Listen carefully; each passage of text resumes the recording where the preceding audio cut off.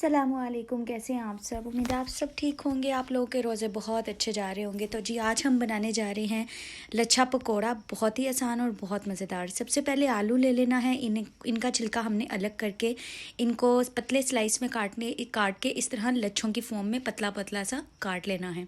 सारा काट के आपने इस तरह बाउल के अंदर शामिल करना है। अच्छी तरह से धो के आप शामिल कर लें।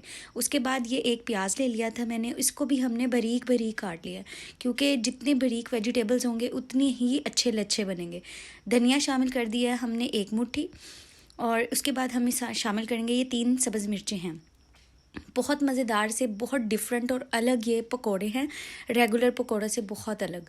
नमक शामिल करेंगे अपने टेस्ट के मुताबिक, लाल मिर्च आप अपने टेस्ट के मुताबिक, साबुत सूखा धनिया, ये कूटा हुआ धनिया है, और ये है ज़ीरा जो कि हाथों की मदद से मैंने इस तरह क्रश करके डाल दिया।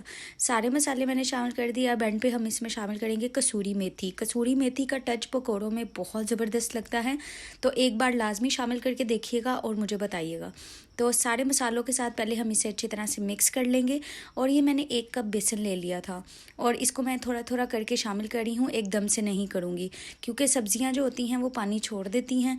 तो उससे पहले हम अच्छी तरह से मिक्स करेंगे, और फिर यहाँ पर हम पानी शामिल करते जाएंगे।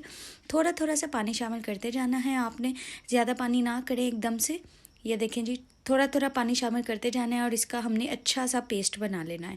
रमज़ान में इतना टाइम नहीं होता कि हम किचन में खड़े रहें, तो ये झटपट रेडी होने वाली रेसिपी है पकोड़े, लच्छा पकोड़े, कि जो देख के आपके घर वाले खुश हो जाएंगे। तो मिक्सचर रेडी था। यहाँ हमने ऑयल गर्म होने के लिए रख दिया था, और यहाँ जी हम एक एक करके पकोड़े शामिल कर रहे हैं। तो एक साइड से हम अच्छी तरह से इसे पका लेंगे। एक साइड से ये पक चुके हैं, और अब हम इनकी साइड्स चेंज कर देंगे अच्छी तरह से। सारे पकौड़ों को आप एक साइड से कुक कर लें, और फिर इनकी साइड से हम चेंज कर रहे हैं। तो यहाँ जी दूसरी साइड से भी अल्हम्दुलिल्लाह पक चुके हैं। अब हम इन्हें बाहर निकालेंगे। बहुत ही क्रिस्पी और बहुत ही मज़ेदार, और ये बहुत देर तक क्रिस्पी रहे थे। अक्सर होता है कि पकोड़े सॉफ्ट हो जाते हैं, लेकिन ये बहुत मज़े के थे और बहुत क्रिस्पी थे अल्हम्दुलिल्लाह जी। यहाँ जी हमारे लच्छा पकोड़ा बनके तैयार है। आप लोग लाजमी से ट्राई करें, कोई इतना मुश्किल नहीं है। आप अफ्तारी से पहले फटाफट इसे बनाएं और अपने दस्तरख्वान की शान बढ़ाएं।